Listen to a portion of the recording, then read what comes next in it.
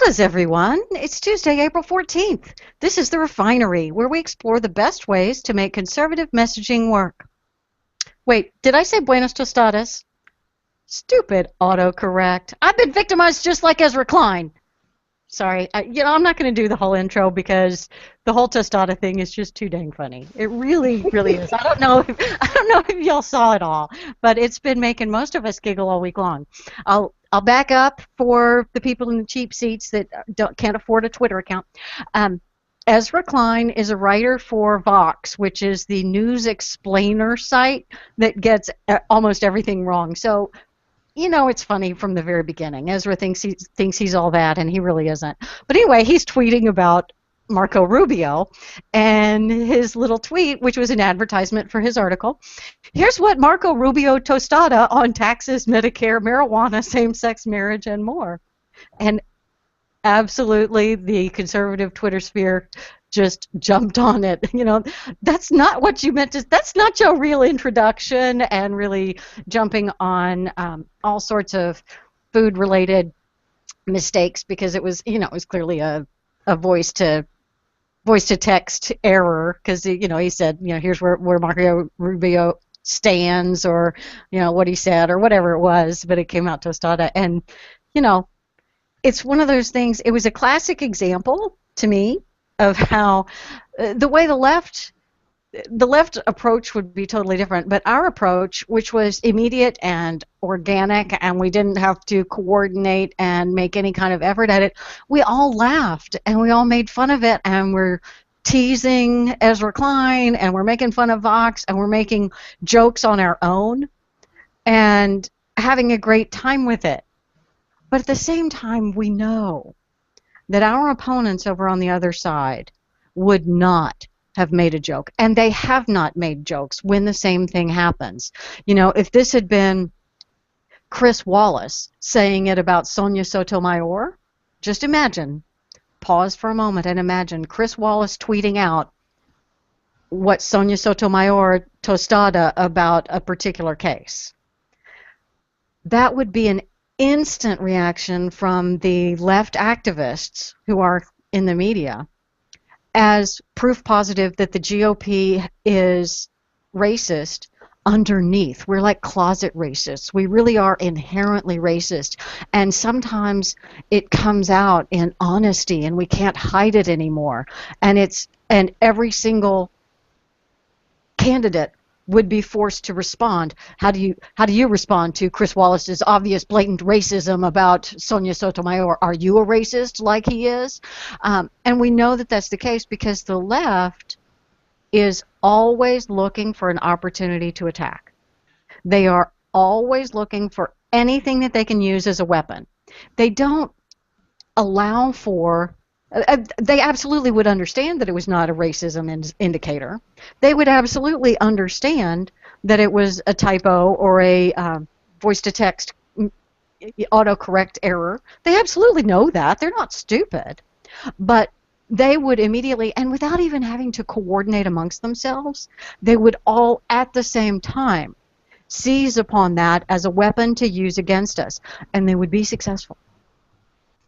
This is the enemy face.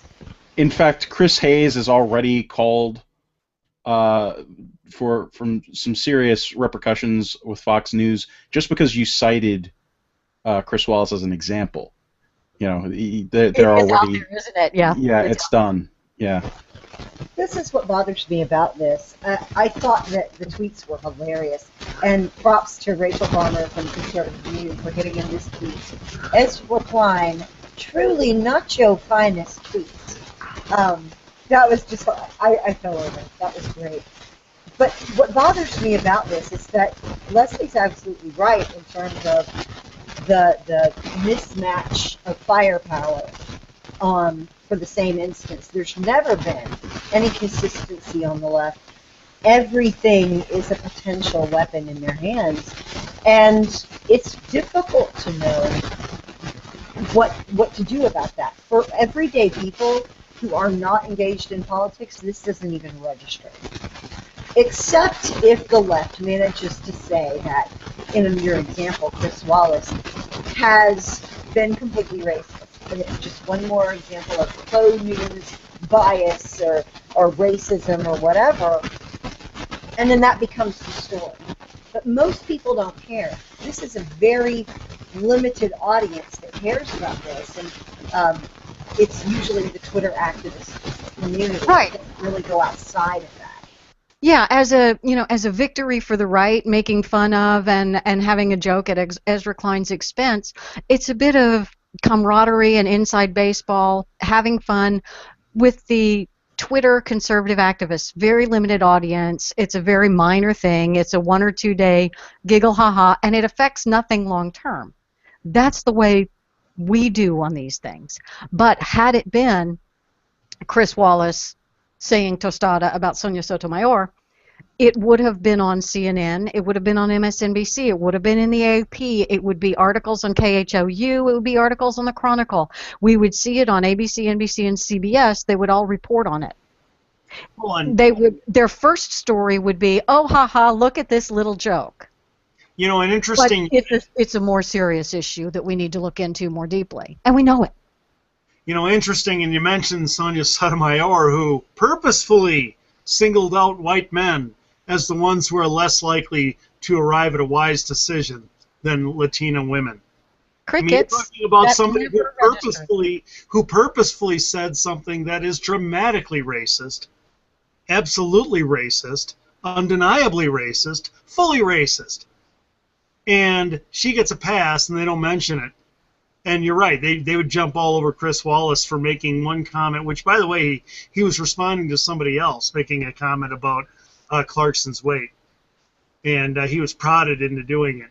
But, yeah. But that becomes a national story that everybody hears about. Our stuff, when we do it on their side, it stays very local.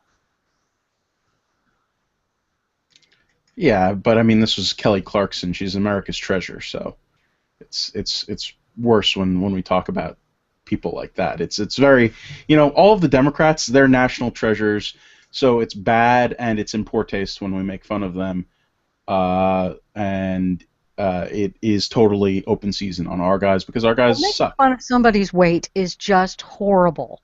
Chris Christie is so fat. Mm-hmm.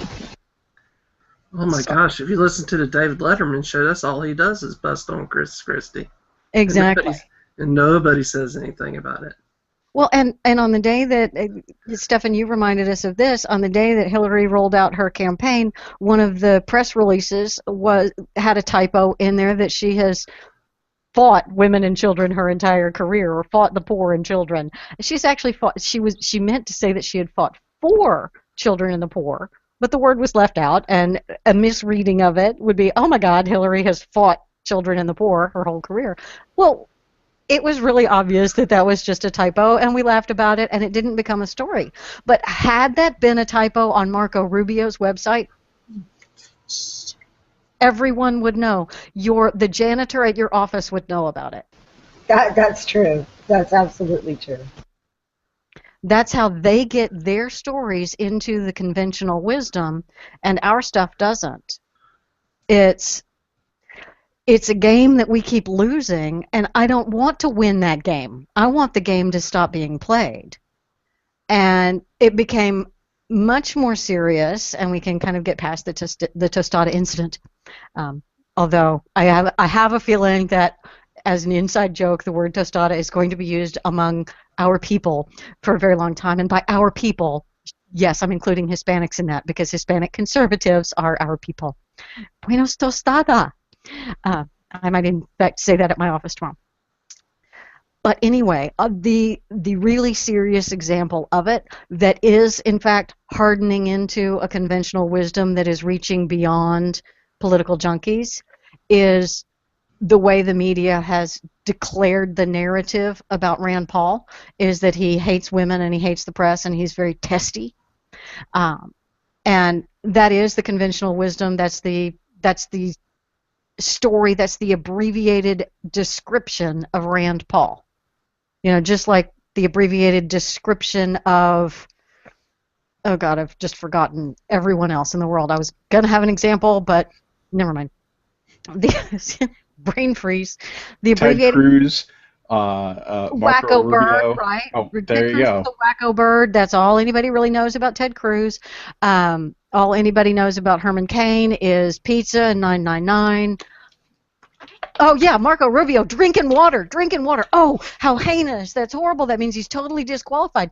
You know, they will come up with these narratives that they pretend to take seriously because it works. And because it becomes a shorthand that they can use to describe, and it's a shorthand that they can use to denigrate our candidates. You know Not gonna what? lie, I just got water up my nose because I tried to pull the Marco Rubio stunt, and my That bad. takes skill. I wanted to touch on something before we get too far into the thing that Rand actually punched the media back on, and that was the story about the testiness. And I wrote this out on Facebook and shared it around. But here's the steps of the things that happened. Step 1, reporter claimed Rand Paul storms out of an interview. Step 2, other outlets pick up that headline and craft the narrative about Paul's temper. Step 3, left media and left activists spread the narrative as far as possible.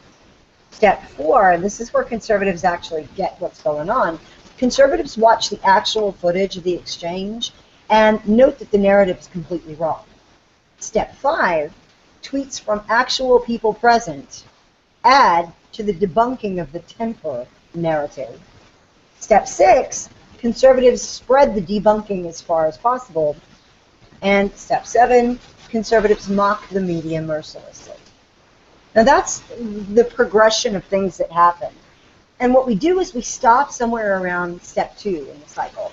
Conservatives don't pay attention. We don't get any other people that support that or look into that. We just stop. We read a headline and we say, that's the story. And Leslie warns against this all the time, that you can't just look at the headline. And the point being is not that Rand is or isn't testy with the media. The point was there was proof there that people could see for themselves. And if we don't get in the habit of doing that, we're going to let every one of these guys, whether it's your candidate or the guy that you like the best or not, get picked off by this cycle. If we aren't looking to fact check all of those things before spreading them around, and maybe defending the guy that's not your number one pick, because your guy is going to need it too, and you want those people who support the other guy to come behind you and support your guy when he's lied about. Well, and that's the thing. The left is always looking for a weapon to use against us, and that means that we always have to be defending against everything they do. And we have to first recognize that they are all our opponents. Hillary Clinton is going to have $2.5 billion in election funds, but she's also going to have how many billions of dollars worth of free media? Because those people are activists for her campaign as well. And that doesn't go into the math. So we have to do a lot better with a lot less money. And it means that we have to defend all the time, and in the extra time beyond the infinity that we're defending, we have to find some way to go on attack and get our own positions out there. And it means we have to work a lot harder than we have been working. And we have to be consistent, and we can never let up. And it means that we have to be pushing for our positions all the time to everyone, because everyone you know hears leftist messaging all day long. All your non-political friends are leftists, because that's the message they're hearing. If they're not paying attention to politics, they're getting indoctrinated with leftist politics, because leftist politics are in the sports and the entertainment and the reality TV shows and the entertainment TV shows. Leftist politics is what they are surrounded by all the time, and they don't recognize it as leftist politics. They just recognize that as life. And we have to be the ones to explain to them that they've been surrounded by leftist politics, and we have to counter that. And we have to also be defending against the leftist attacks all the time. And that means we don't have time to be attacking each other. So we need to just stop that crap. There are two opponents on the left that we have right now declared. And the first is Hillary Clinton, and the second is the media. Right. And we should frame it that way. We are not just running against Hillary. And Hillary is running against all of our candidates. They aren't fighting a primary on their own. When we had a primary against Barack Obama, his first run, Barack and Hillary were fighting it out. And we had at least some of our own quiet time where we could deal with ourselves without being attacked by the left. We have no such window. The entire duration of our primary, the other side is going to be attacking us as well because they don't have their own contest to be dealing with. Oh yeah, a perfect example of that would be the you remember Out of Nowhere. I don't know how many of the debates everybody watched, but on ABC, George Stephanopoulos brought up the birth control question. Out of nowhere. That was a planned, staged question, and that got the ball rolling for their side. And I think one of the reasons that got the ball rolling for them is because we didn't have a great answer, or we weren't expecting the question, and we didn't respond to it in a particularly good fashion. Meanwhile, the story that we're talking about, one of the several stories surrounding Rand Paul, is the fact that he was, he was going up against the media, and in an interview, was asked about abortion carve-outs and abortion. Is this okay? Are you going to what is your stance on abortion? Going through all that. Yeah, he got the Stephanopoulos question, basically, like Stephan was talking Absolutely. about. Stephan and Stephanopoulos. Wait, hold on. No, they're not the same person. Don't worry. We know. We've checked. So this question was posed to him, and Rand Paul flipped it. I would love to throw this over to Andy because this is his specialty. He specializes in the leftist flip. So can you sort of do the play-by-play for us, Andy? Well, basically, they came to him and said, asked him, about his views on abortion rights, and he decided to flip it on them and say, "Tell you what, because they were looking." He says, "Everybody's looking at the extremes, the all or nothing. Do you believe all over here, and they're looking at rape and incest and so forth." He says, "I want you to do me a favor. I want you to ask." What was her name? Debbie Wasserman-Schultz.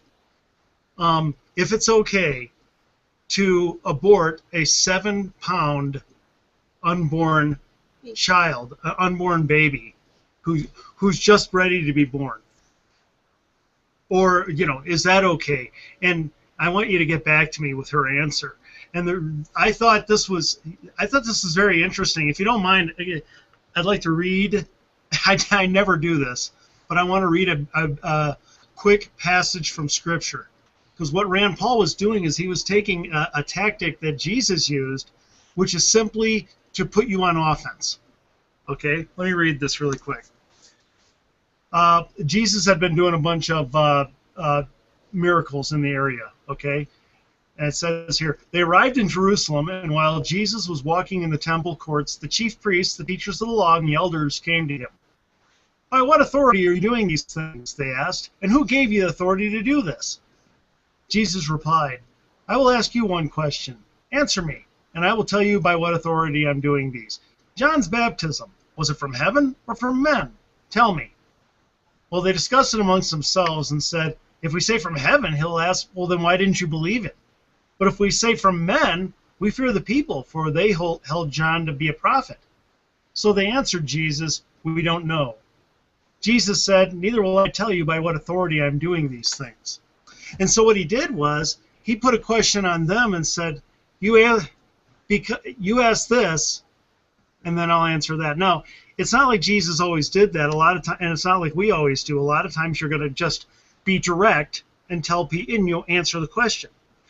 Here's the key. The times when you don't do that is when the question is a trap, is a purposeful trap. That means they're being dishonest. When you call out a dishonest person and put them on defense, they will inevitably respond poorly. All right. When they're asking a good question and you try to divert and dodge and all this, then they're just going to go more on offense. Then they smell blood in the water. You don't do that. Answer the question. But in this case, they were trying to trap Rand Paul. It was a trap, and so what he did was set the trap for them. It was very good.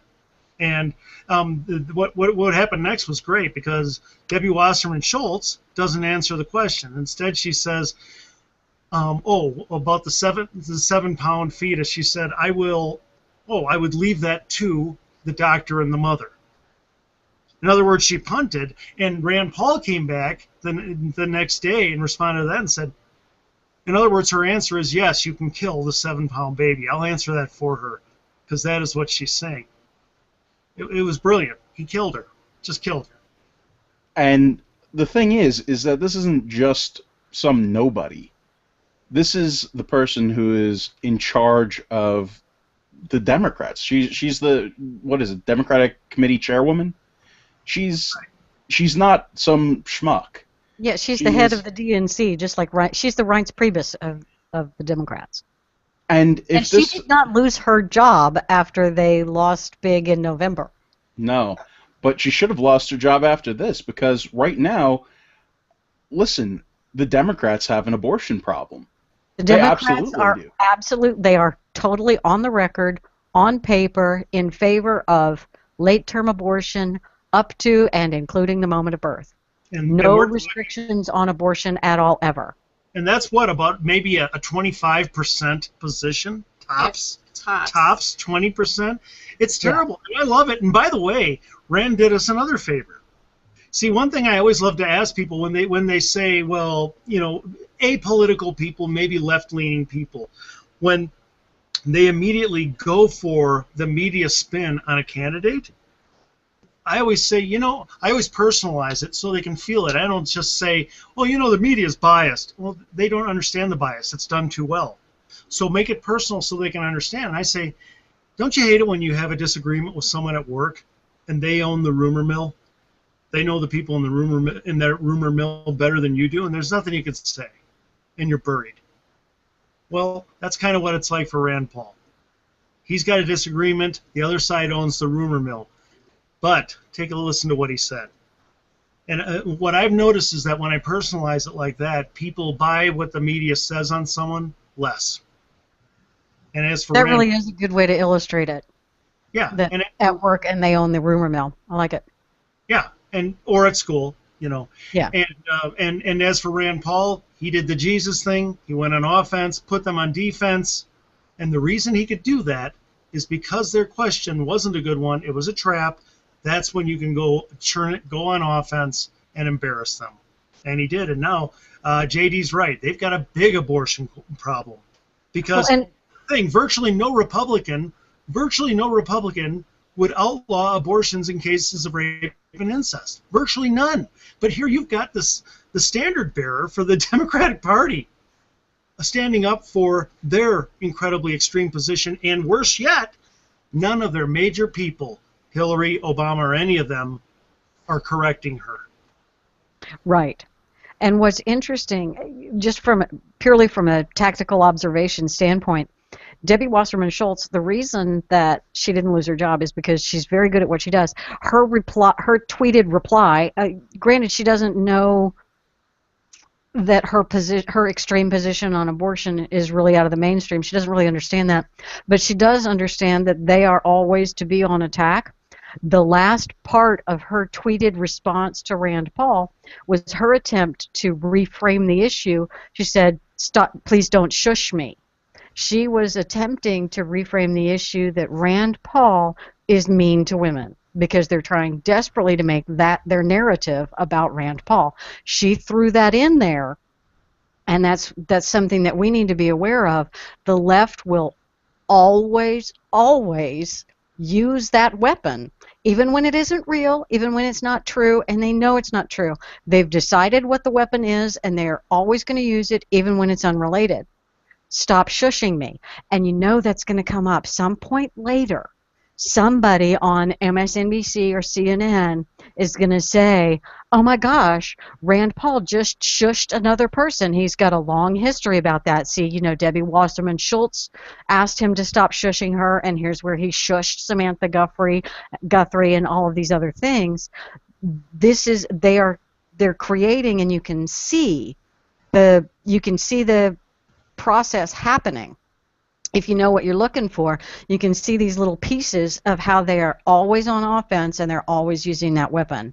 Now, that did not become the big story. We've been able to, I think, make the story more about their radical position on abortion. And the good news about that is, hopefully, if we can persuade more of our candidates that our position that is in opposition to partial birth abortion is a mainstream one, and will allow our candidates to speak about abortion openly, forthrightly, and without apology. Because our guys have been told, oh, you've got to stay away from the social issues, and that's wrong.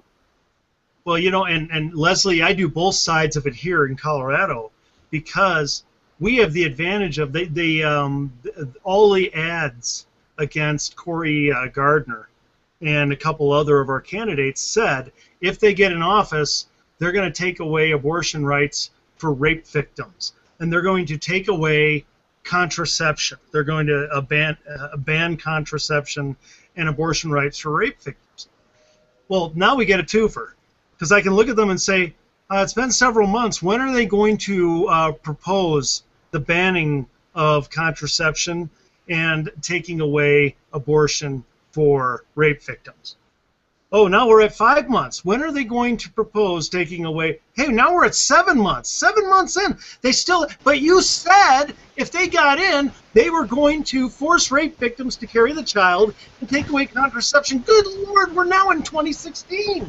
When is this going to happen? And meanwhile, you guys don't have a single major person who's willing to say partial birth abortion is wrong.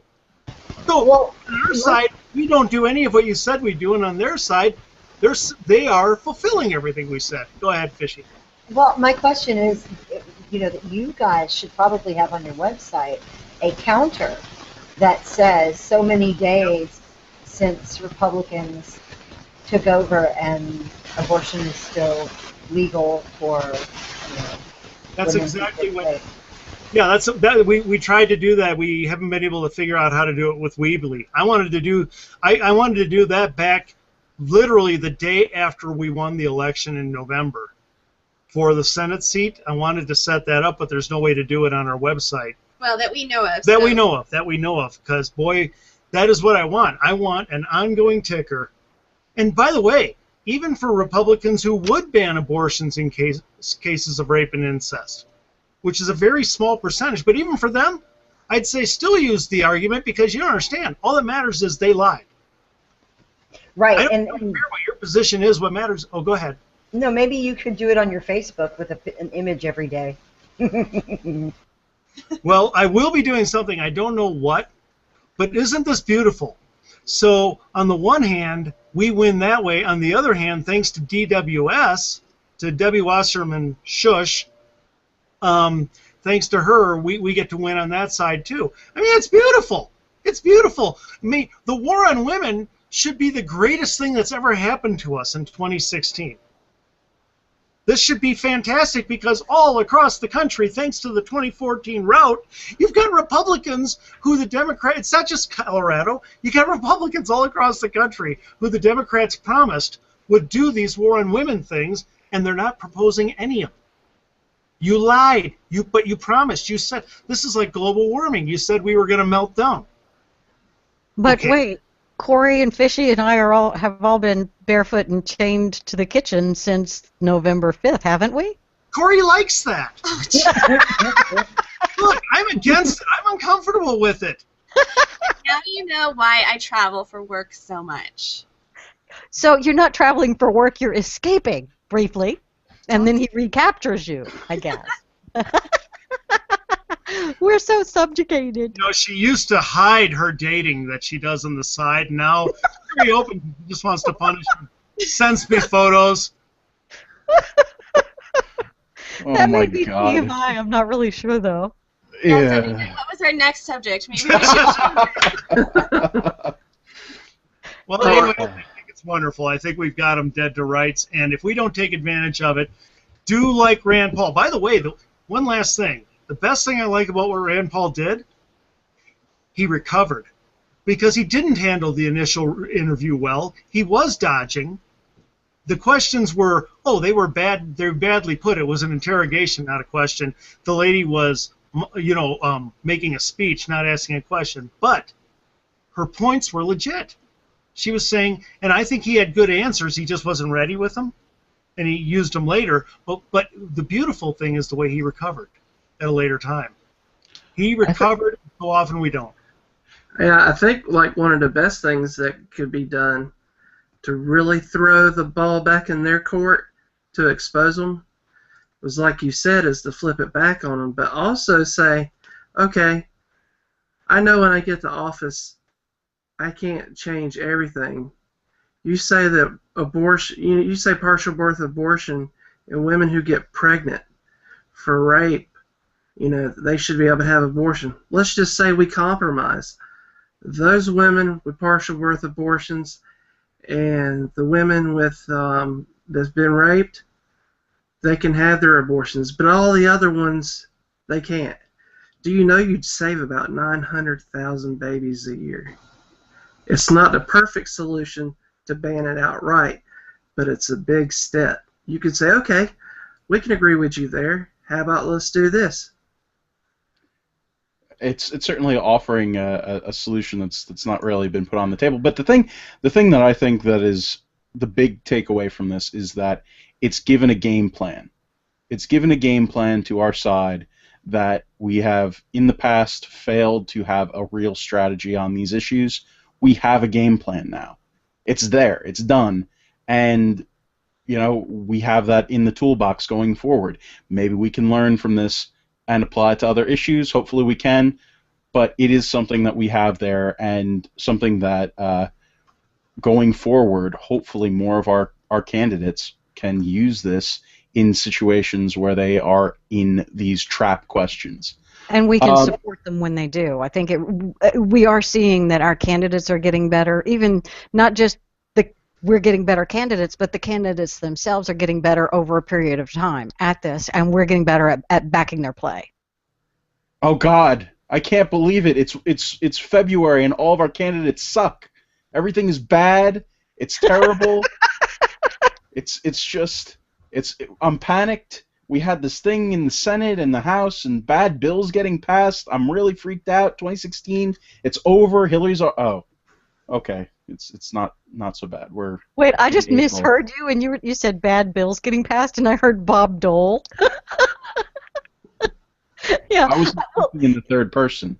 Because you were talking about Republican trauma and how bad things were happening, and so my ears were prepared to hear the words Bob Dole. I'm sorry, Bob. Love you, man. You know what's really bad that's happening? You know what's really, really bad that's happening? Wait. Bob Dole does not approve of being brought into this discussion. Bob Dole is not upset at having been dragged back into the presidential cycle. Bob Dole is not going to stand name for it. drop, wasn't it? Oh, my. Well, as I was saying, what's really bad, and I can't believe that you would bring some jokes into this, Fishy. This is a serious issue that we're about to talk about, and it's disturbing, and I don't know what we can do. This is a national crisis. American tourists are going to go to Cuba and wreck up the joint. This made me lose my head. CNN International tweeted today with a link and a picture of a quaint 1950s style car. See Cuba before American investors ruin it. How paternalistic and how nasty. And here's the way the article launches. Before the animals are all freed. Yes, this is the kind of thing they said when people would go on quaint little safaris and see the natives in Africa. They're doing the same thing to Cuba. Here we go. Never mind all the communism, never mind all of the backwardness, never mind the repressive regime. To some outsiders, it looks firmly stuck in the 1950s. Vintage cars roam the streets. The landscape is absent strip malls and global chains. And the buildings, though crumbling, hark back to a grander time. It is these throwbacks that lend Havana, the country's capital, an undeniable charm. A charm that some worry is in peril once the U.S. embargo lifts. Yeah, okay, it's so disgusting. They talk about Yeah, can't we ask Grandpa Cruz and Grandpa Rubio what they think about that little charm? Yes, how charming. Here's one of the guys who is wait, let me find this quote. It's amazing. We're still in 1959. That's the beauty of the city. And eventually all this is going to change, says a Cuban-American entrepreneur and has a media group. Real estate developers from the U.S. have been flying to Cuba very quietly, taking notes, taking photos, and putting together their Cuba investment plans. I don't blame them. There are a lot of opportunities here. But yes, the beauty of it is that it's stuck in 1959. And I believe there are some people who have been imprisoned since 1959. And they're vintage. God, it's so offensive. Vintage. I can't even see straight. Mint in box. Yes. Oh, jeez. Yes. Oh my God, I think that's It's not funny. That's terrible. That's really bad. correct. That was like, You're a horrible person. You really are. You're going to hell. No, honestly, though, if you think about the attitude that one must have, is that this place is so quaint and so removed from modern times that we will be despoiling it by giving people jobs and opportunity from investments. Now, that's the take that I have, but Corey has a completely different And like take. antibiotics and stuff. Ick. Corey has a completely different take that is beautiful on this as well.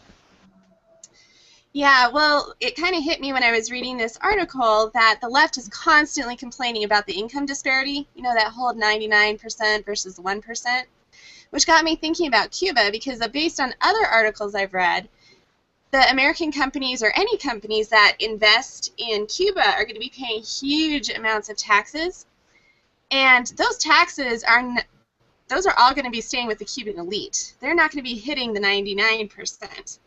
And Andy had something to add to this too.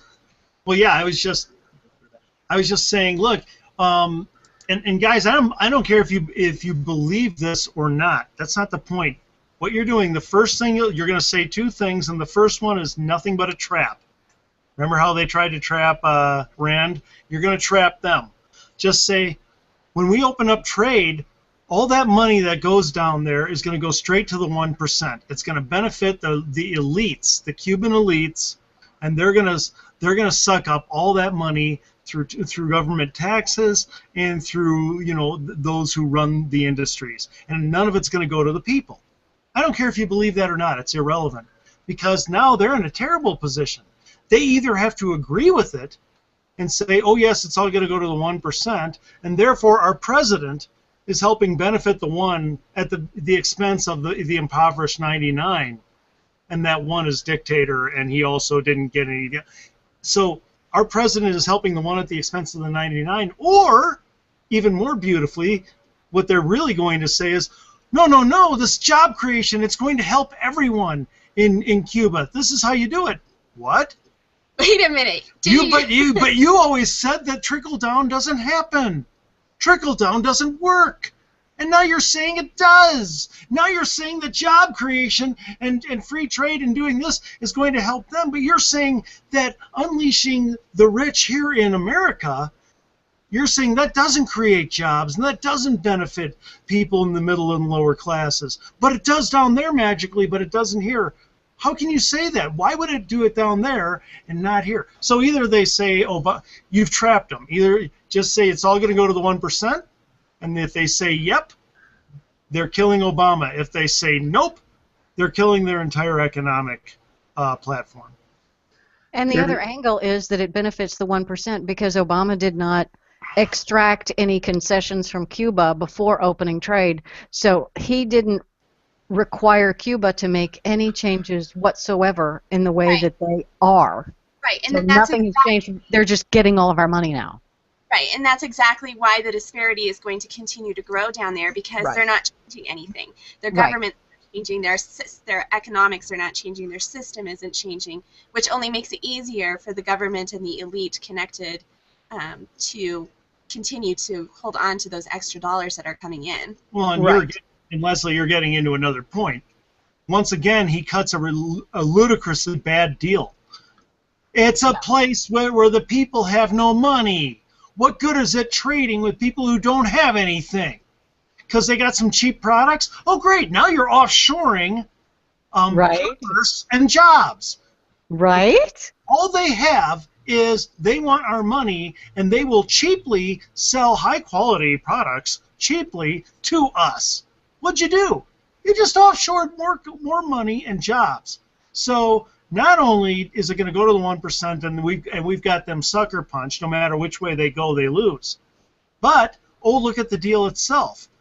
You got a little place that has nothing to offer us but taking away our money and jobs for cheap profits. It's a win-win, win-win, win-win, win-win-win for us.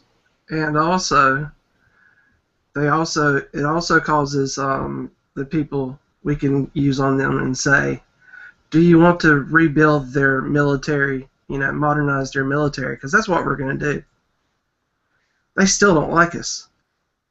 That's what's so funny about all this. Castro liked Obama, but he said Obama wasn't the problem. And they still got they still got 500 American people, I believe, in prison as political prisoners. They're not going to change just because money comes over. No, we're gonna modernize their army, and you have to ask the liberals: are you for modernizing Cuba's army? Because that's exactly what we're going to be doing. I just like the trap aspect of the question. And Andy, you must be one hell of a Connect 4 player. Great. It must be really miserable to play against you in Connect 4. I've never played it. Man. Just remember, I was an evil leftist. Evil leftists don't play Connect 4? I come from the dark side. I think it. I live it. I breathe it. Man. Let's play checkers, though. Don't ever play checkers with him. There you go. Same general principle. They both use checkers for stuff, so. Red, black. There you go. Racist. He beat me to the mute button. Absolutely. Should we be moving along to celebrities and our entertainment section? Is that what's up next? The paternalism continues. It's the paternalism parade going on. Yeah. It's awesome. Fishy, I think this is probably one that you can talk about the best, since I mean it's you got this one. Okay, well, so our incredible resource on the right, Emily Zanotti, wrote a piece for the American Spectator called "Gwyneth Paltrow Takes Snap Challenge, Fails Miserably." I love Emily Zanotti. She's hilarious, and she's got great takes on things, and this is what she did. She went through and looked at the items that Gwyneth Paltrow had picked out: kale and like 7 limes for a week's worth of food. And she's talking about how limited her diet would be and how awful it is for the poor to have to live on this stuff. And of course she's buying stuff that people don't buy if they want to fill themselves up. So she's failing at that. But it's the whole idea of slumming. It's nice and easy to say as a celebrity, oh, I'm going to reach out and attempt to align myself with poor people and understand what they go through by undertaking this challenge. And my first thought about the whole thing was I'd much prefer her try to take the Section 8 housing challenge for even a week. That'd be really awesome to see. No. No, it wouldn't. Those poor people they have enough to worry about. Oh, well, that's true. She would be dragging them off to spas to steam clean their privates. So, yeah. Well, I mean, that's in between the poisoning or whatever it is that she does. I mean, those cleanses can't be good for you. It's And I think that's what somebody had said. I don't remember if it was Emily or someone responding, that this is a cleanse, that she bought things to take a juice cleanse and wanted to dress it up and look like she was caring about the poor to do it. that's insane. So instead of an $800 cleanse, it's a Snap cleanse. That's it. You can get a cleanse on Snap. This is for what? This is Goop free trial edition. Is that what it is? I mean, it's Goop is her newsletter, her lifestyle newsletter. Apparently, Gwyneth Paltrow puts out something that helps people to, I guess, cope with the burden of celebrity, or who want to peek into the lives of celebrity at least a little bit. And interestingly, when you look at Snap as a program, the first letter stands for what? Anybody? That would be supplemental, Fishy. Supplemental. Which means not soul. Entire budget for food. It's to supplement your food budget. To That's allow why she bought all those limes. More. Okay. Because it's zest. Because margaritas aren't going to lime themselves, damn it. No. The real question that I have is, why can't she hold all those limes? Why does she just have them on the table like that? I am the only person that gets that. I don't get that. It was a very niche joke that like 3 people are going to laugh at. So thanks, Fishy, for being one of those 3. But this is great. This is great. This is what we do, is we put on our airs of concern as Gwyneth Paltrow, and we say that we are going to understand the poor. You saw it when we did the Snap Challenge business last year. There were all sorts of celebrities and politicians who said they were going to do it. Nobody really published their results. It was sort of quietly, went away after that, probably right, because the publicist came up with an idea, and Gwyneth said, "Sure, you can tweet this on my behalf. I don't care, because I'm busy with Apple, my child, not the food. Yeah, whatever. But what the left does with this kind of thing, and it was somebody with Media Matters got in touch with Gwyneth Paltrow's PR person and suggested this as an idea because they want to promote some sort of legislation. There's an idea out there to promote legislation to increase the amount of Snap available for people. And they're going to do this by deluding the average Gwyneth Paltrow fan or the average entertainment fan into thinking that $29 a week is all you get to feed a family of 4. Oh my gosh. And nobody who does the story about this in Esquire or Entertainment Weekly or any of the magazines who pick this up, none of them are going to say that Snap is supplemental. So the foundational lie about the story will be propagated all the way through. And then we will have a population in this country who believes the wrong thing and is very emotionally tied to their misbelief. Well, and something else that hit me when I saw this story last week was that $29 used to buy a whole cart of groceries. And it wasn't that long ago that it paid for a lot more than those items that she was able to take a picture of. Yeah, so there's been inflation and stuff, right? And that's bad. Yeah, and so I think that opens up a great opportunity for those people who are willing to listen to talk about things like inflation. Why is that happening? Talk about ethanol and how the fact that burning corn which is the food that most farmers and ranchers feed to their cattle, drives up the cost of meat, drives up the cost of gasoline. And what was the other one, Andy? Do you remember? Well, everything. Everything they do. Tostadas. Everything. It drives up the cost of tostadas. Look, You moved it back. just list off some quickies. Some quick ones really quick here. Okay, everything they do with the EPA, ethanol, and all that dramatically drives up costs of food. Everything they do with holding back on drilling. Right now is a good time, but it'll come back and gas prices will go back up. It costs more to transport things. Everything they do with jacking up the minimum wage costs more at every place you go to sell them. Everything they do makes everything we get more expensive. And then those who make everything more expensive tell us we have to raise the amount we're putting out in SNAP. I got a plan. Here's a crazy idea.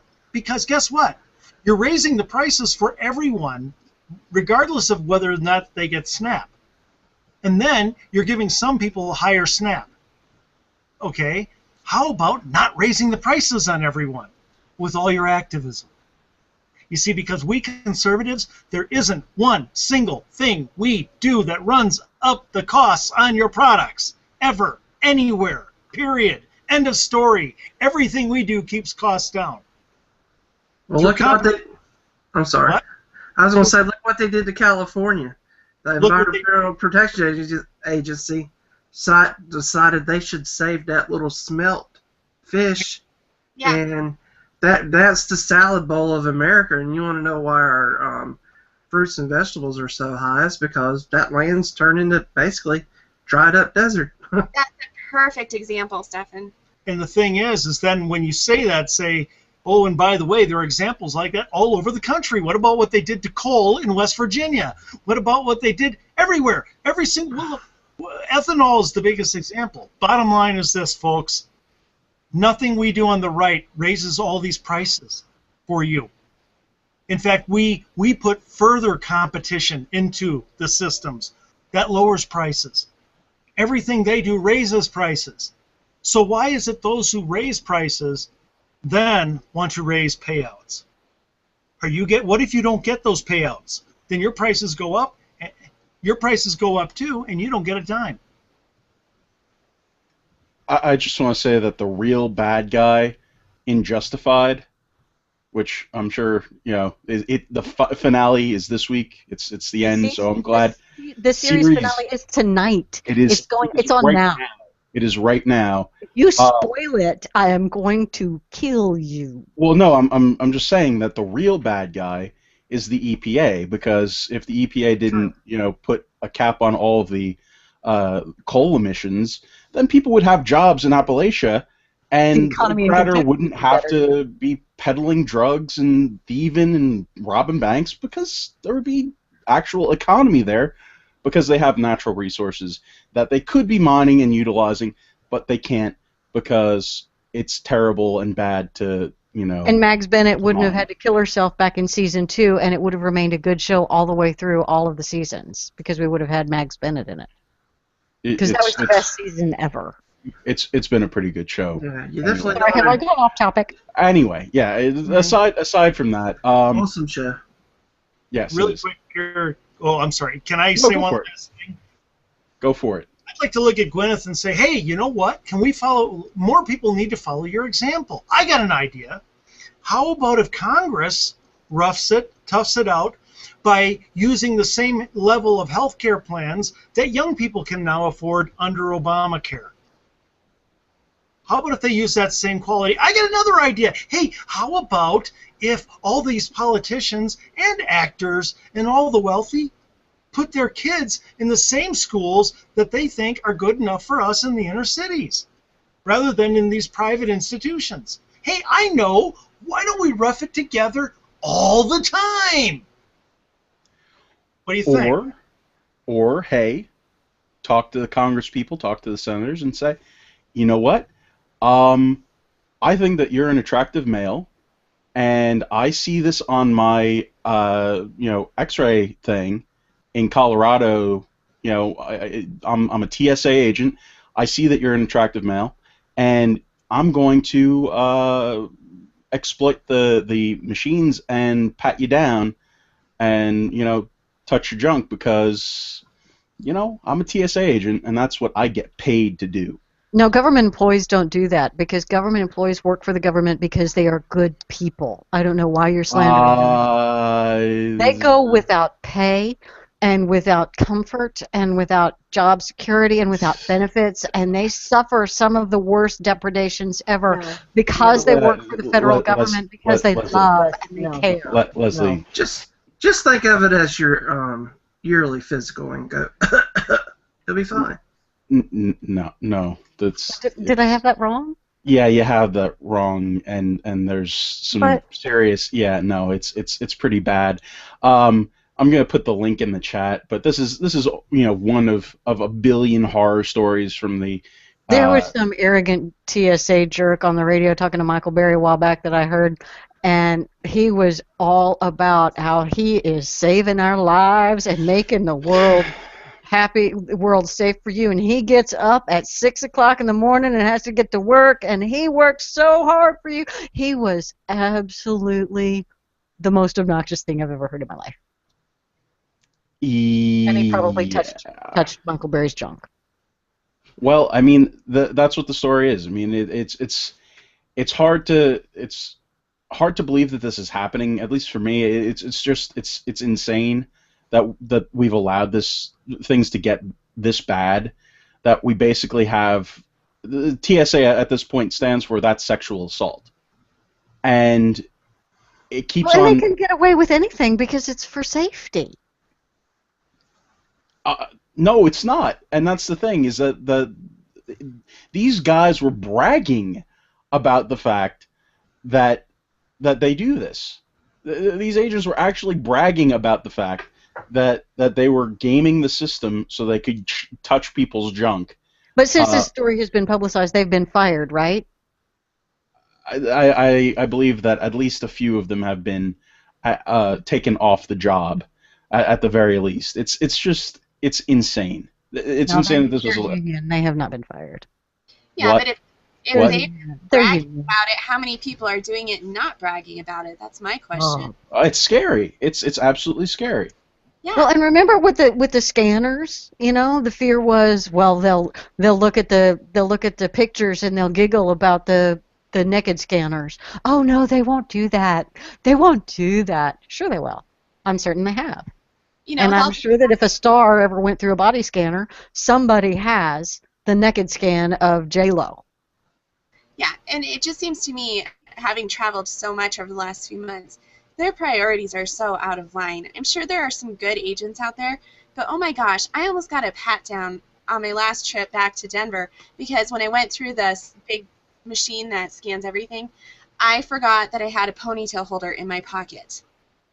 I know I was a huge, huge threat to national security, but they got all mad at me. They're like, what's in your pocket? So I reached in, pulled out this ponytail holder, and the lady wouldn't let it go. And she's like, well, it looks like you still have something in your pocket. She's poking at my leg because the pocket material from my jeans had gotten bunched up because I'd reached in and pulled out this ponytail holder.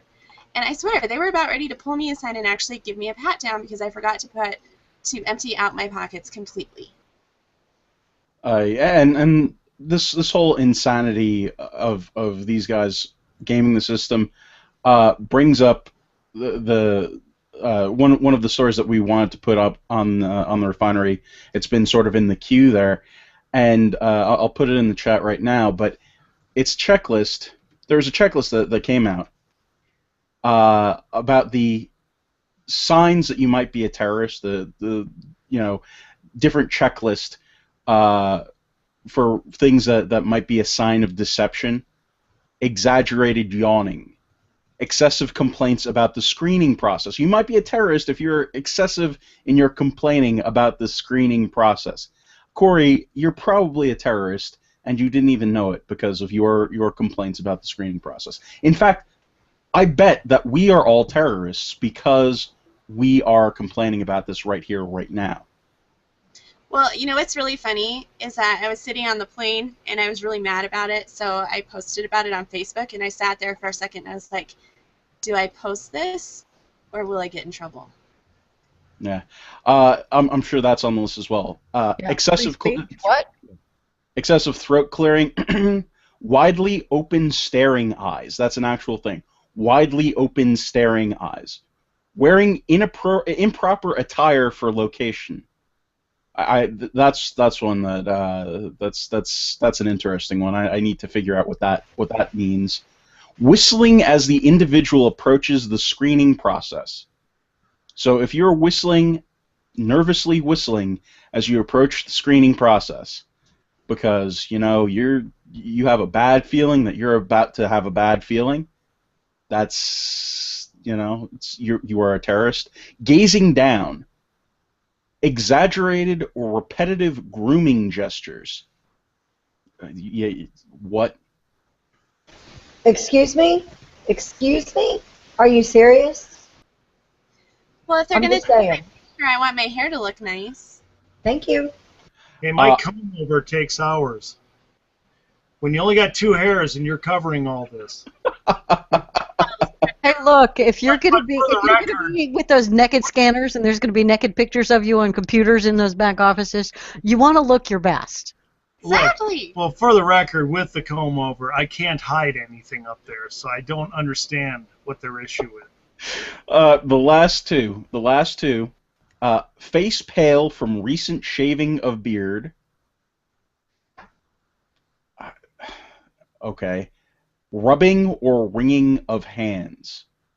So again, when you're going into a situation where people who have any kind of anxiety at all, basically you're either a terrorist or you have anxiety. So, okay, I'm No, if you have anxiety, you are a terrorist. I believe that's what we're supposed to believe. So wait, let me see if I got this right. I'm in a line with a bunch of strangers. I'm probably late for plane. I'm concerned about the safety of the plane. I don't want to die. And now I have to be in this line, and I have to put my belongings on a conveyor belt and lose custody of them for a while, and they might get stolen. And they're my computer, and it's all of my stuff. And I have to put that on the conveyor belt. And then I have to dump my pockets out. And then I have to take my shoes off. And so I'm having to do all of these things that I don't really do in public around a bunch of strangers. And then I know that they're going to be, all these people are judging me. And they have the power to throw me in jail if they don't like me and make me miss my plane. And they won't care. They won't be nice. And then they're going to either take naked pictures of me, or they're going to pat me down and get all up in my business with their blue-gloved hands. And I don't let people I know touch me like that, and so why would I allow a stranger to do that in public? And I'm not supposed to be nervous about that? No, it's the TSA. They're all good guys. I mean, there's never been a TSA agent that has been caught stealing things or inappropriately groping people or, making threats, doing all sorts of other bad. Yeah, no, never happened. All I know is if they try to pat me down, I don't care what anybody says. I'm farting on them. And that's just the truth. When they go down to grab the junk, they're in trouble. I'm pooping. Oh my god, that's terrible. That is absolutely awful. I'm pretty sure that does make you a terrorist. That's chemical warfare. That is Start using some of those defenses against rape. It's like pee on yourself to make the rapist go away. So when you're in the TSA line, fart. I'm sure. Maybe they should stop building Chipotles in the airport. I'm sorry I said that, but hey, I could just tell them you pushed the wrong button when you're grabbing. So, I put on you. Oh God. Oh my. And like, this isn't the last time we're even going to be talking about Chipotles in this show. Oh man, this is awesome. Fishy, you think we're ready to move into into the next stage of this mess? Tonight's big story, which we made everybody wait for, and go through all this with Stefan's flatulence and all of that, and your awful, awful Cuba jokes. I'm sorry. Sorry, I don't have a filter sometimes. You think? Oh gosh. So we know that everybody has been on pins and needles waiting to see whether Hillary was going to announce, and she put together a launch video, and lots of people were tweeting. There was no crowd. There was no audience. There were no reporters. It was, hey, we tweeted a video. Does anybody else, first of all, think that's anticlimactic? Well, in the first minute and a half of the video, she wasn't even in it. Not a bit. Here's the way to announce your candidacy: hide the candidate. Right. I went through and had some impressions, and I'll go through them later as we get through the last part of the show. But chiefly, every person that she talked about, or every person that was in the video that was ahead of her, had some thing they were getting ready to do, right? They were preparing for the next stage of their life. And what was unsaid was all the horrible things that this economy could have done to put them in that position, or all of the things that they're imperiled by because of the shape of the economy under Obama for all these years. A black couple with a child, a son on the way, and you're thinking, well, the kid escaped that massive abortion rate for black babies. That's good. And then the guy who's saying, I'm starting a new career. Why are you starting a new career? Is it because you got laid off? Because the economy was so bad? Is it because Obamacare? I didn't see anybody on that video either who referenced anything about needing health care. Anybody remember that? Did that show up in there? No, I don't remember. No. No. So anyway, she launched, and it has been a whole series of hilarious. JD, you want to set up the video that you did, though, while we are talking about the basics here? All right, so JD's going to go off and get that video ready and let us know what it is. But here's an example of something that happened. Hillary was supposed to go on this van tour, right? So she's got her van that's going to be driving to Iowa, right? Okay, so she's driving to Iowa in this van, and the media is praising it for this spontaneous gesture as she heads toward the state that's going to kick off everything, except it was already done. It was done when she ran for Senate in 2000. Got in a van, called it Scooby-Doo, and tooled around the state. And she went on a listening tour, right? Because I thought I remembered Hillary going on a listening tour, and it's like, what? She's doing it again? She didn't hear the first time? So that first listening tour was for her Senate race? I mean, yes. Yes. And it was a van around the country. It would be like, oh my God, who was the senator who took over the Ted Kennedy seat, and he drove around the state in a truck? Scott who? Brown. Scott Brown. I don't know why I want to say Scott White, but that's Scott and White Medical Center. But it was a color. He's a white person, so it was close. But anyway, it would be like Scott Brown coming up and saying, "Oh, guess what? I'm going to drive around the country in my pickup truck. This is a whole new spontaneous idea I just thought up." And we would all, if it happened to a conservative, everybody, including the conservatives, would say, "Dude, this is just a rerun." But nobody's saying that about Queen Hillary. Nobody's acknowledging that this is a rerun. No, the media is completely incurious about the whole thing, and that, of course, brings up something else that was funny. Because she's their gal and they have no choice, and so they have to just suck it up and accept it. Right. So for the first day that they were on the road in this van, nobody in the media posted a picture of it, had any kind of image of it, no description of it. It was as though, and when was the last time the media's ever missed an opportunity to take a picture like that? No one was even curious about it. It was like people were saying, I'm not saying the van doesn't exist. I'm just saying, hey, why isn't the media the least bit curious about the van?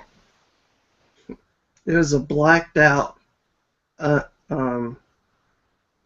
unmarked van. Have you seen it? I mean, because she has Secret Service. I mean, it's blacked out. It's just hilarious.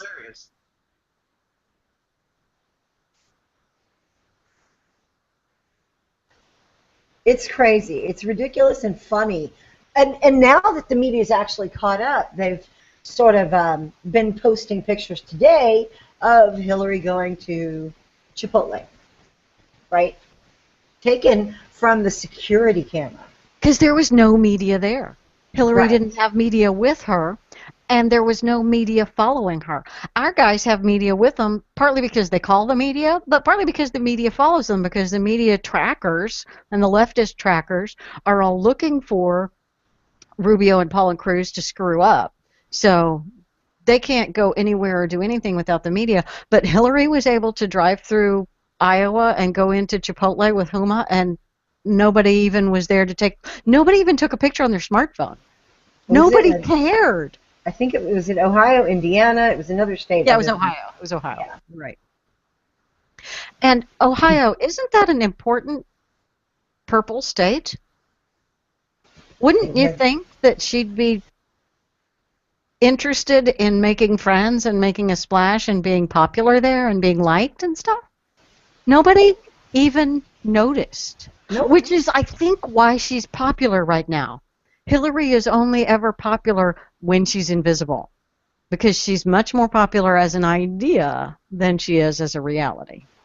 And that's true. And when you see how she interacts with media, too, and still gets a pass. Still gets a pass.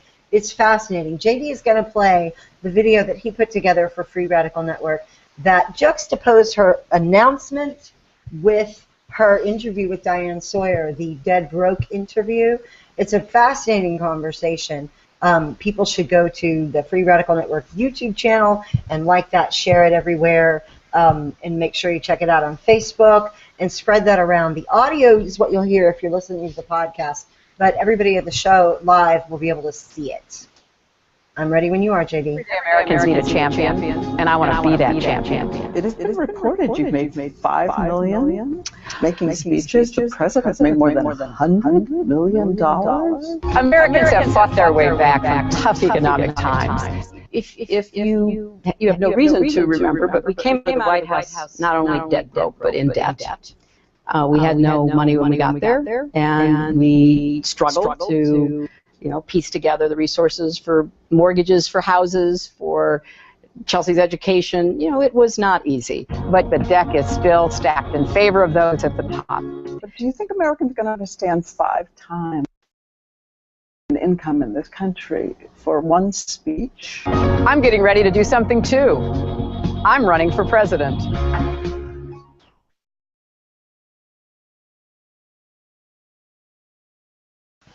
Fantastic. Yeah, so That really is a good compare and contrast between what she says and what she really is. She is not a woman of the people in any way, shape, or form. And I don't know why they feel like they have to pretend that way. Mitt Romney was a rich man, and he didn't pretend to be a man of the people. He made it clear that he was a rich man who worked with, as part of his Mormon church activities, he worked with people from all walks of life, and he helped businesses, and he actually really for real is more of a man of the people, because he changes his own light bulbs and in his house, and he gets in and he's comfortable with a shovel, and he goes and helps people and does real things that Hillary never does. Hillary hasn't driven herself anywhere in over 20 years. right. She hasn't been behind the wheel of a car. So She's the just fact like this lady trying to pretend that they were dead broke.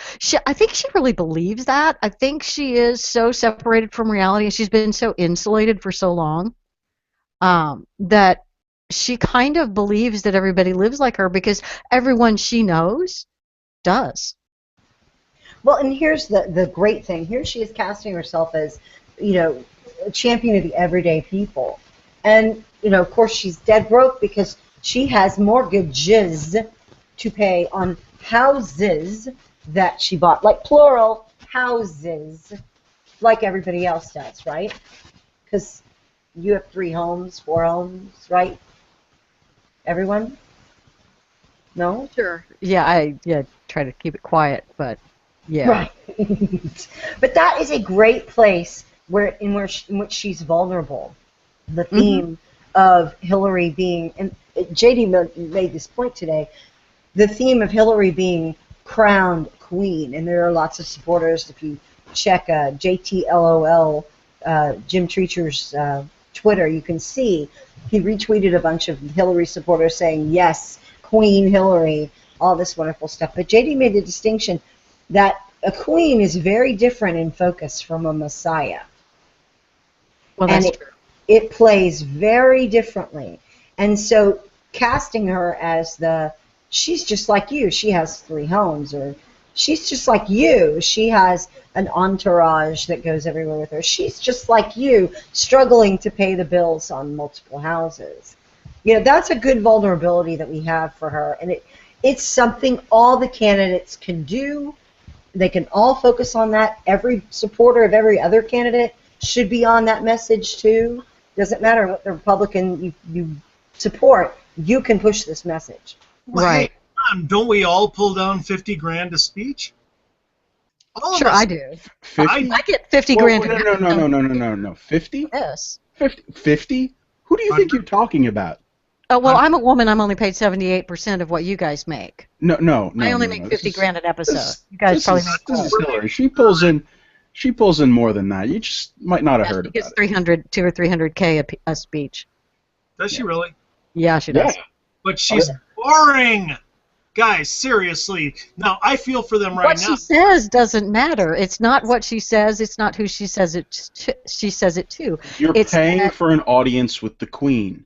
It's You're paying for an audience with the Queen. That's it. It's that And that it's not the college paid her $300,000, so when that college needs something, she remembers. That's it. It's not the content of the speech. It's not the who's there. It's they paid me to come, so I'll keep them in mind when they need something again because they were lucrative for me. It's the same thing with other countries donating to the funds. Yeah, and that's the thing. I mean, it's not like Hillary Clinton's actually getting any of this money. It's going to her foundation. There's no problem there. That helps she's not getting rebuild any houses in Haiti and stuff. She's not getting any of this money at all. good There's person. no way that it goes to her in any way, shape, or form. There's no funneling of funds. It's It's problem. time for us to have a woman president. Guys, we always hope that there'll be another smoking gun that'll bring down the big gun on the left. But I got to be honest, in the case of the foundation and money from overseas, it is a problem for her. She is the most compromised leader to come along in ages. I mean, with all this Arab money coming in, and it's Chinese, and so it's terrible. She has already been bought and paid for by foreign interests who are not friendly to our country. It will be difficult for her if Republican candidates and Republican auxiliaries can make hay out of it, can find a way to sell that as an important, small, bite-sized message that makes people feel uncomfortable. They don't even need to really go into the facts, although that's good, but they have to make the oogies come out for Hillary. Right, just the headlines. And I did like cycling back to the comparison you drew between a queen and a messiah. I think that could be a kind of a powerful message to try to kill some of the enthusiasm among the Obama supporters, because we as a nation are sort of genetically predestined to look towards a messiah. I mean, it's in our DNA that Christianity is basically the foundation of this nation. I mean, it's even if you're not a Christian, you appreciate and you kind of grow up with that mentality of looking for a messiah. Everyone does. It's a human trait. And so when Barack Obama was pitched as the Messiah, there was some sort of subtle connection in people that they were predetermined to like that. But as a nation, it's in our DNA to hate royalty. So does anybody do a good Edward G. Robinson impersonation? I don't even know who he is. No one? No. Where's your Messiah now? No? No Well, one? I thought it'd be good to, like, we should be playing the clip from Naked Gun where he says, you know, and it is as ridiculous as we think it is to have a queen. I don't know if you've seen that scene, but he's making fun of the British having a queen. Well, but that's the thing, is that we're Americans. We are American. Like I mean, queens. we hate royalty. We don't And do if we royalty. We don't If do we can that. help people who liked the Messiah understand that Hillary is not the Messiah, Hillary is a queen, and you don't like queens, I think there can be some sort of subconscious biological aversion to Hillary on that for a few people. And it's all about the margins. It's all about grabbing 1 or 2% of points of Obama's fan club and pulling them away. And JD made the differentiation this way. The focus for a Messiah is on what he does and means to other people, but the focus of a queen is as a symbol. It's something removed. It's someone privileged.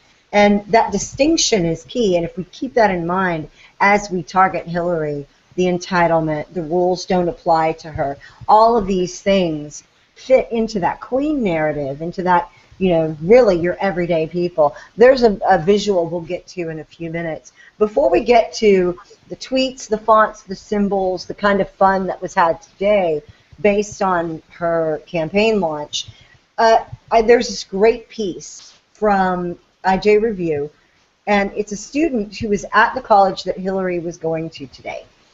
The story starts titled, "When Hillary goes to college to see everyday Iowans, students get locked in their classroom."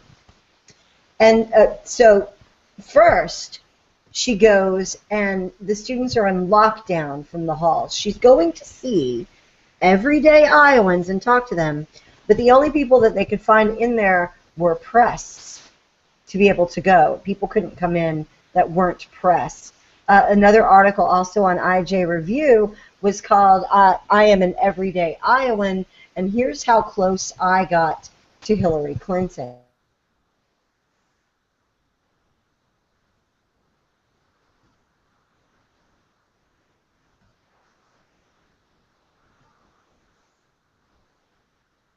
Is it just me, or did Fishy just freeze? Yeah, Fishy froze. Oh, no. Oh no, I hate when we have frozen fish. This is terrible. I hate when I'm driving behind a van that says fish on it. And why do vans have to be labeled that say fish? Yeah, this is called vamping until Fishy comes back. I thought vans were exclusively named Scooby now. I mean, there was one in 2000 when she ran for Senate. Now there's a van named Scooby. Like, really? And who over there thought that it was a great idea?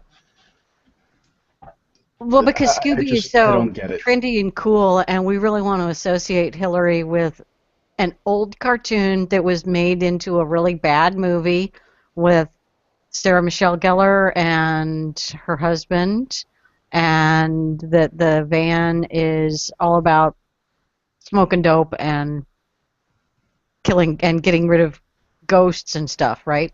Who thought that was a way to I thought it was oppress the kids?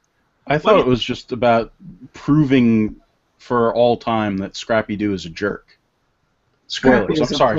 Spoilers. What did you guys think of all the reporters running after her van? Like, see, now for me, whenever I see that many, liberals running, I think looting, and so I was really worried. I was very frightened. That is terrible. That is absolutely horrible.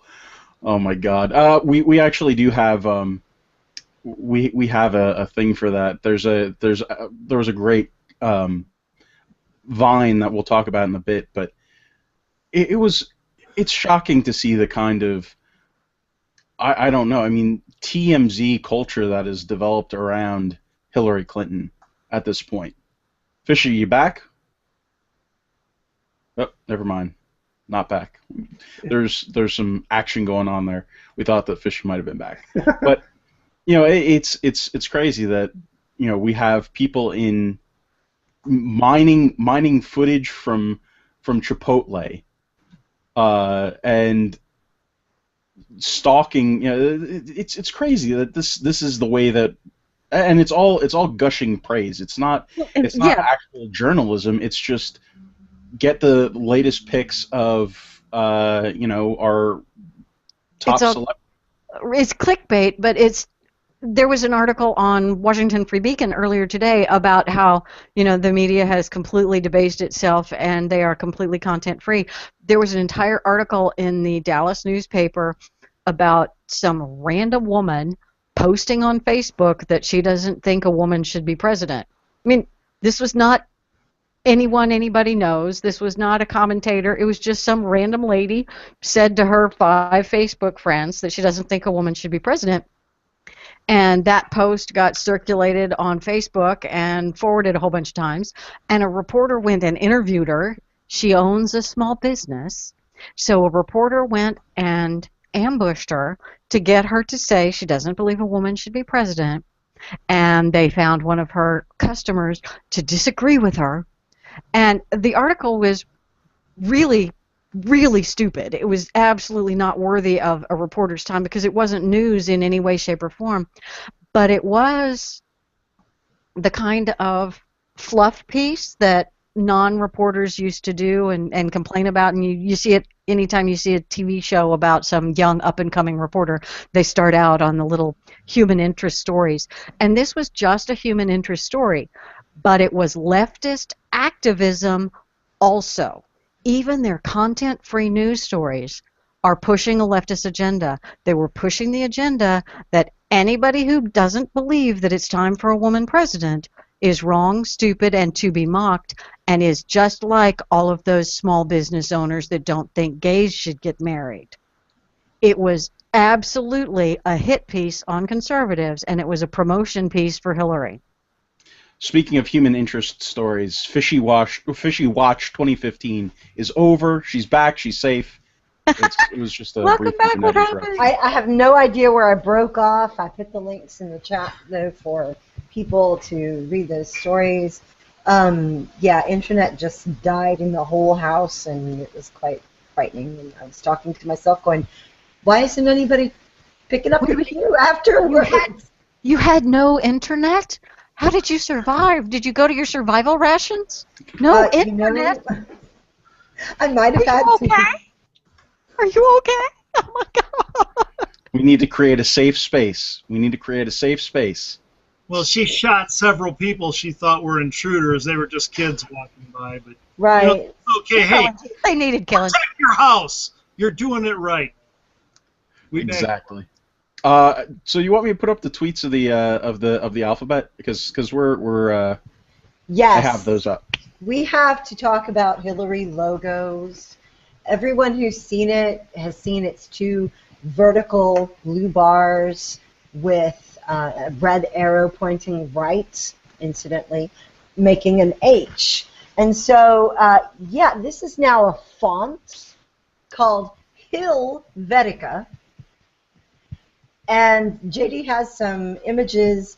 He's going to have to, I'm sure, talk to be able to show them to you. But these are great. Or Leslie could just hit me with the producer clicky thing that puts my picture up in the frame, so I don't have to continue to speak while the picture, to maintain the picture being the one that's focused on. So I think that we have that set up. Do we have that set up, Leslie? I think so, if I know what I'm doing, and I probably don't, but I tried. Did you click on it? I saw it. I clicked on it on the computer that's running the show. Yeah, when he talks, it's on there. JP, so you're there. Click on it again, because it looks to me as though it's still. No, see, now it's me when I'm talking, and now when I go you and I'm talking, and it's still I'm seeing JD. Oh, okay. Well, then maybe it's working. I'm not seeing JD. Ask the people. We'll just have to ask the people in the chat room if it's working for them. But here's the full set of Helvetica, It's wonderful. Nice arrows everywhere. You know, my personal favorite is just the, well, actually all of them are awesome, but I like the Q. I think it's just it's a nice sort of. Did you guys ever see the old game Shoots and Ladders? Yes. Because this really is it's scaring me. It's taking me back. Her font reminds me of Shoots and Ladders.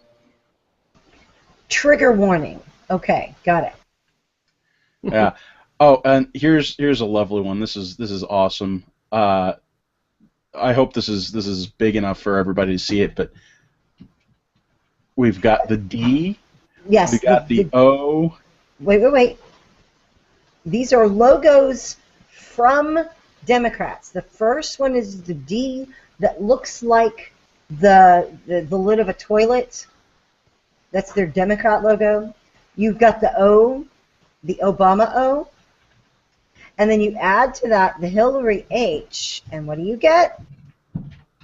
Don't.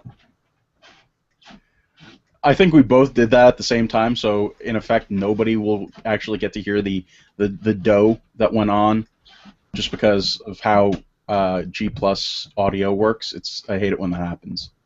I heard it. It was a synchronized. No, I know we hear it, but I think the people in the future won't be able to hear it. The next one. Let's look at the next one. The next one is. Oh, this is classic. This one needs to be a possible emoji in the future.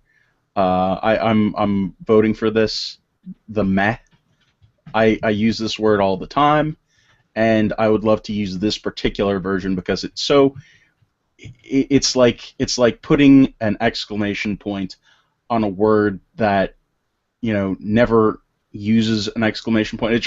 It increases the meh-itude of it by 1,000 because it's got the Hillary H there.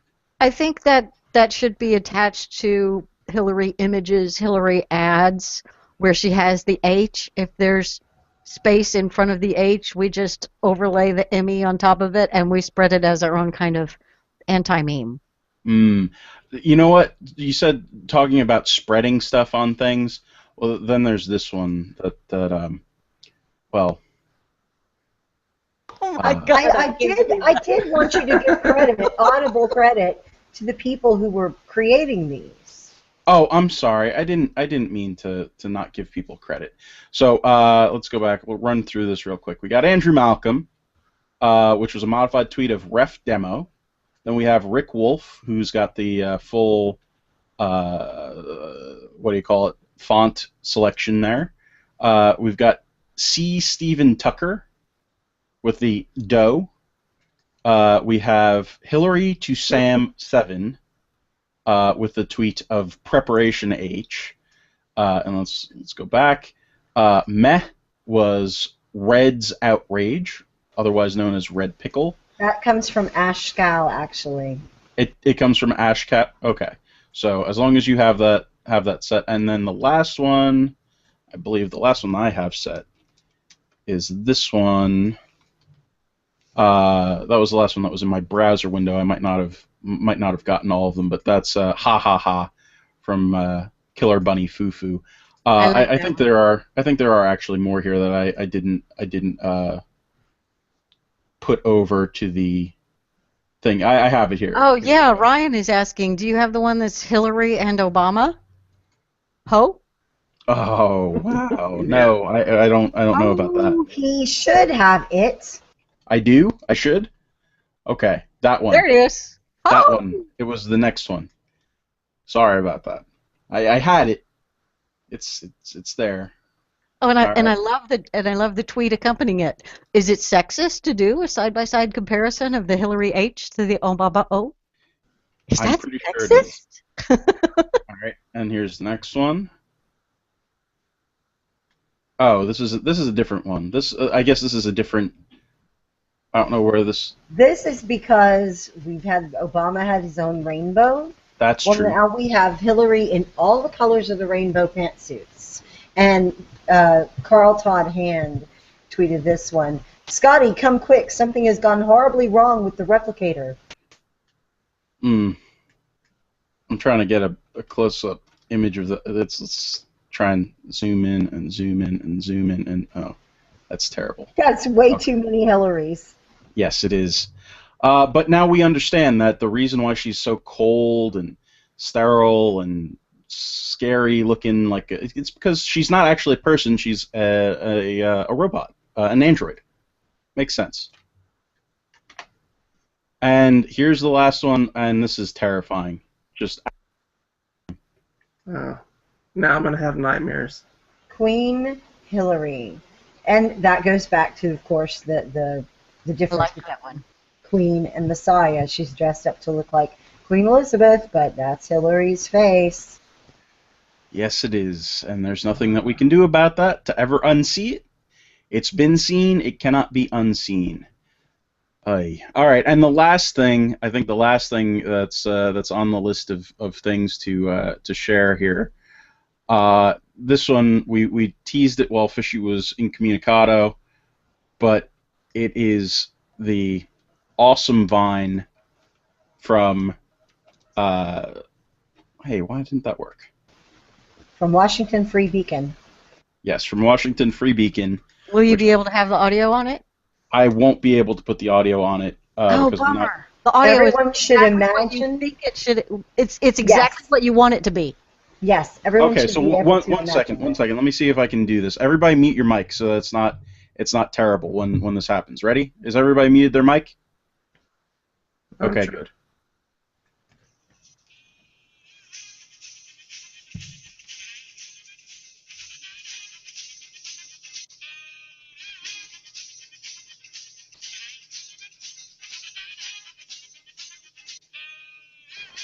And what we were looking at is a picture of the press running. Okay.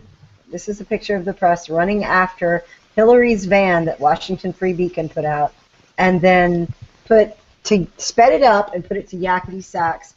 It is phenomenal. Washington Free Beacon is hilarious, and they have a great Vine game out there.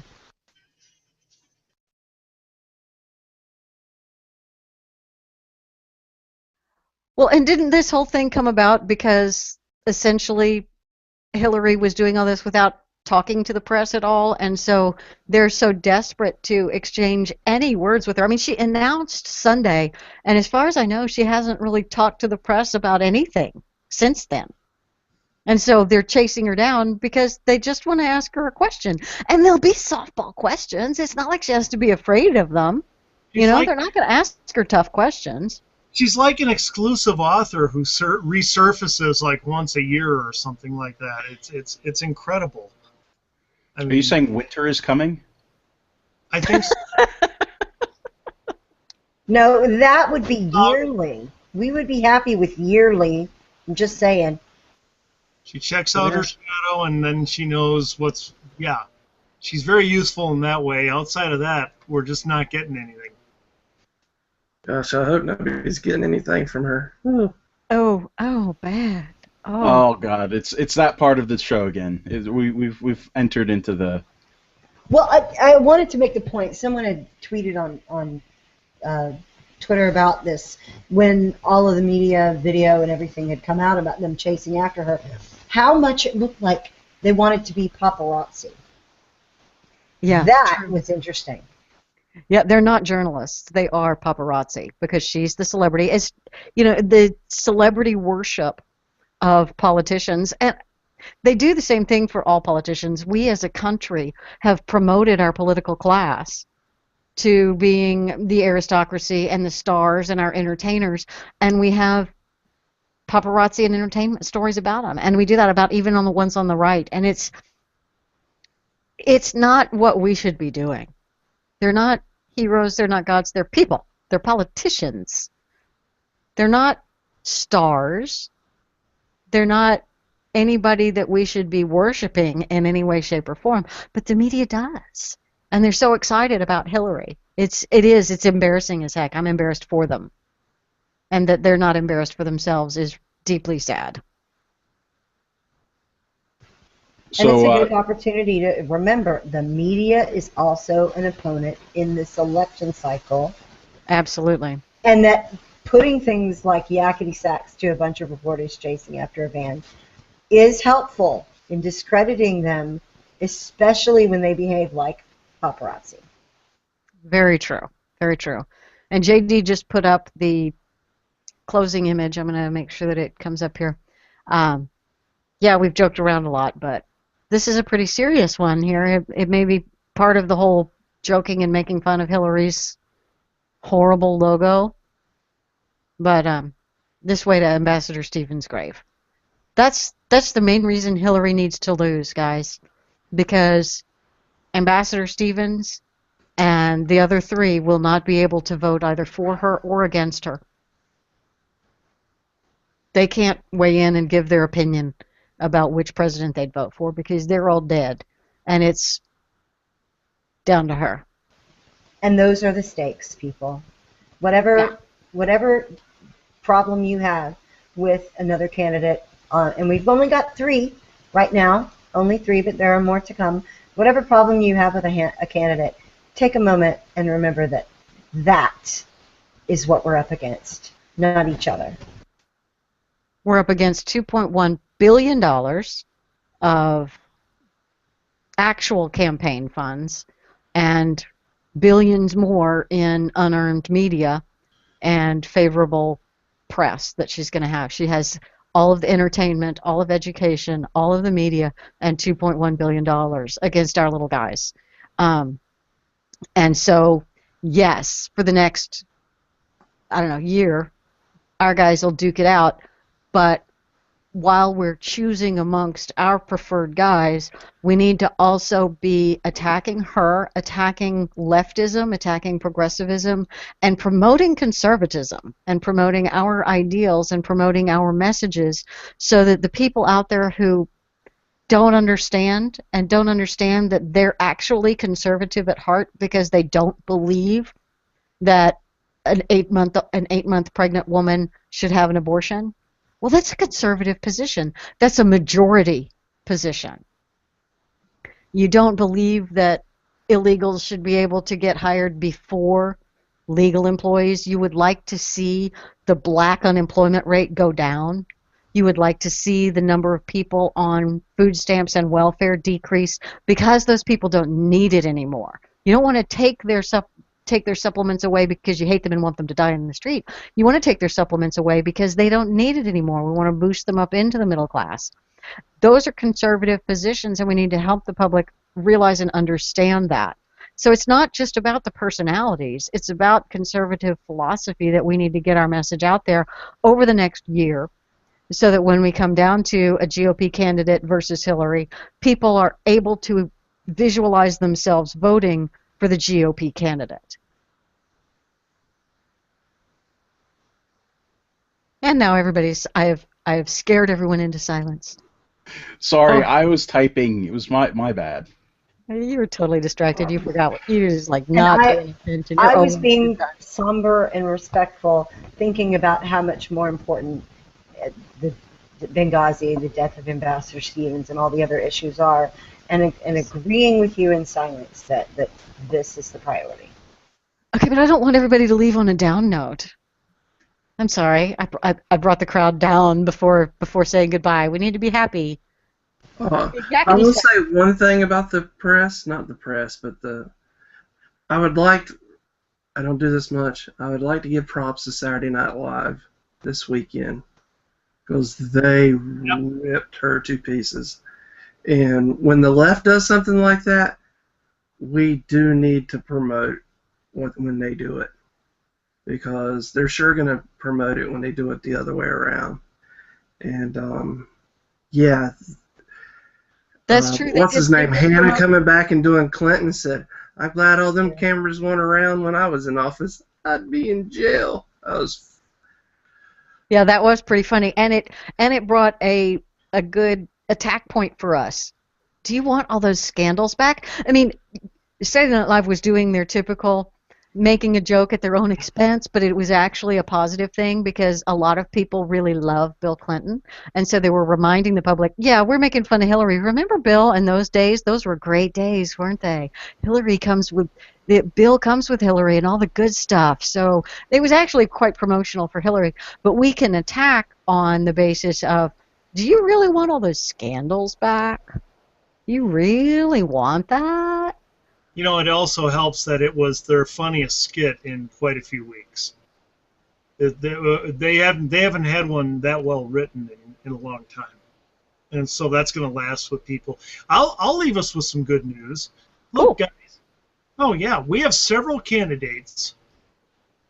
I can think of 2 for sure, and maybe 3 or 4 who, if they are our candidate, we're going to beat her handily. She can't beat Rubio. She can't. I doubt she can beat Rand Paul. Okay? If those 2 are on the ticket together, she's absolutely crushed. Finished. All right? And I don't know that those 2 could run. You know, Walker, Fiorina. Fiorina is very popular. We have never had, I mean, I've never seen a field this strong. And on top of that, you have Obama fatigue working in our favor. There's a lot of good here, folks. There's a lot of good. If we put forth any kind of a good, any good pairing of some of our top candidates, we're going to beat her. And I think we could actually beat her pretty handily. Yeah, can I add one thing to that you're saying is so awesome? You said it. I love Fiorina being all over TV right now. I think she'd be the perfect vice presidential candidate because they're the one, if you noticed in big campaigns, that do all the attacking against the other opponent going for president. She's a woman, but she is time and tested. Was she fired from HP? Yeah. But did she double HP? Yeah. I mean, she made a great point the other night that somebody said, well, not the other night, it's Morning Joe went after her hard. Mika and that little weasel, Steve Ratner. And she responded well. Oh, yeah, she's responded great. She said, but you lost California. And she goes, I got more Republican votes, Democrat votes, and independent votes than any other Senate candidate that year in the nation. She was trying to say to them, any other state, I would have slaughtered that lady. But that's how left and how huge California is. She's got some political chops. She's not my first or my second. I'd love to see Scott Walker or Rubio. But, whoever we get, everybody just needs to come together and say, hey, we're not going to get a perfect person. They're not going to, you can't get scared of them because of one issue. Because one person can't change anything like that anyway. Nobody has it. It's like what you were saying earlier, Corey. I mean, you sat there and said, one person can't go in and all of a sudden abortion's illegal. It doesn't work that way. Right. It's a problem. Yeah. So I think we've got great potential. There's little stuff like every 8 years. I think only one time in the last 70 years that two presidents. Well, Reagan won back to back, and then the vice president from that one. 12 years of a Republican thing. I think that's happened once on either side within the last 70 years, somewhere in there. So we've got a lot of momentum on our side, and people need to be excited about that. Well, people worry about somebody like Jeb Bush, and I tell them, guys, Jeb Bush, I give him virtually a 0% chance of getting the nomination. Okay, it's just not strong. We got a great field. It looks good. Yeah, I think we do, and I'm excited about the next 18 months because I'm hearing a lot of conversation about focusing on the real opponents and promoting conservatism, and I love the way that our instincts when things come up is our instinct is to, yes, attack, but we're making fun of things and we're keeping it light and we're keeping it happy, and we're definitely playing more of the happy warrior role. And whether win or lose, it makes us better people. So yay for us. And with that, I think we're going to have to close this week's episode because we've run way over time. And I wanted to thank everybody that I didn't introduce at the beginning of the show. I'm Leslie and Ryan from Conservative Union, and we have Stefan and JD and Felicia from Free Radical Network, and Corey and Andy from the Party of Choice. Our regulars, but Stefan joined us this week. He's joined us before, so this is your second episode with us, Stefan, and I appreciate you coming. And with that, we will sign off and say thank you to everybody who participated in the chat room with us. I enjoyed having that. I actually participated in the chat a little bit this week. I usually don't, because like multitasking is a little much for me. But I tried a little bit. Thank you guys for being patient with me, and we will see you guys next week, and that'll be April 21st, and we'll talk about something of interest to us anyway.